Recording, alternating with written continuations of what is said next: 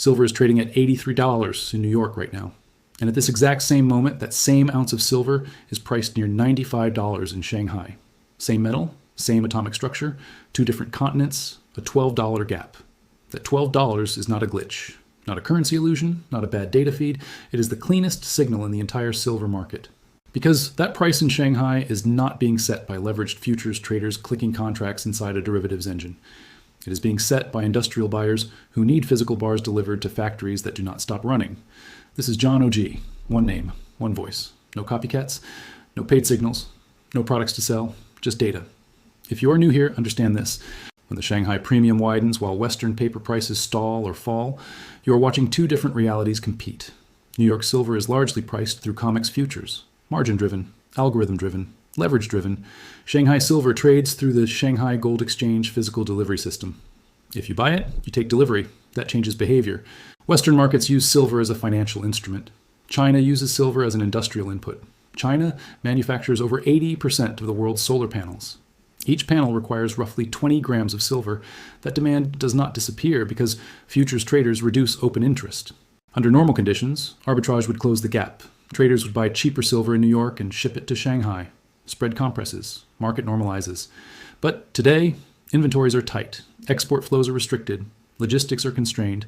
China has reduced the number of companies allowed to export silver to just 44 licensed entities. Each transaction faces weeks of bureaucratic delay. That friction breaks arbitrage.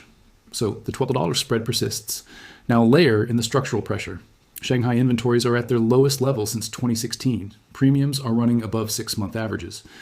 Global silver markets have been in deficit since 2021. Cumulative shortfalls are approaching 800+ million ounces, and projections for 2026 suggest another 200 million ounce deficit on an 850 million ounce annual mine supply base.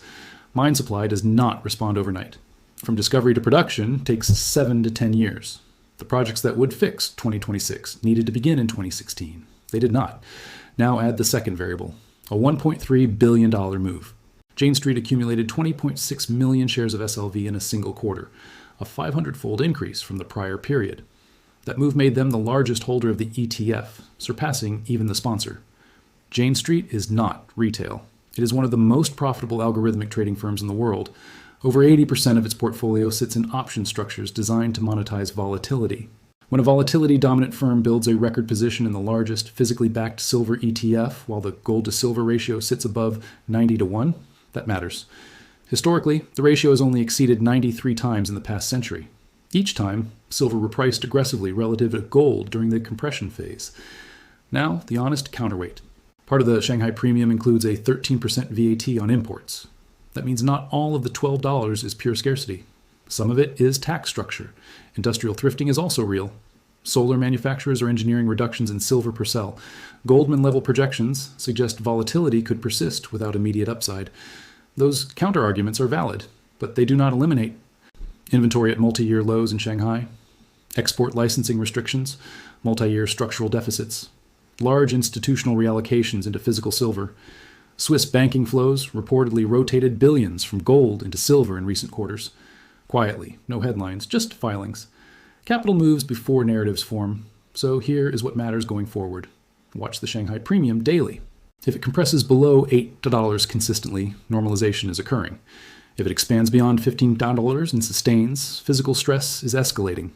Watch registered COMEX inventories. Watch a CFTC positioning for managed money participation. Watch options flow tied to SLV and futures volatility. Because silver at $83 in New York and $95 in Shanghai is not noise. It is two pricing systems beginning to decouple. One paper, one physical. When physical markets sustain a premium long enough, paper markets eventually adjust. That does not mean straight lines higher. It means volatility. It means repricing cycles. It means the kind of moves that historically occur when structural supply meets industrial necessity. This is financial warfare education, not advice, not signals. Verify every number yourself. Check primary data. Think independently. Silver at 83s, silver at $95, a $12 signal. John OG.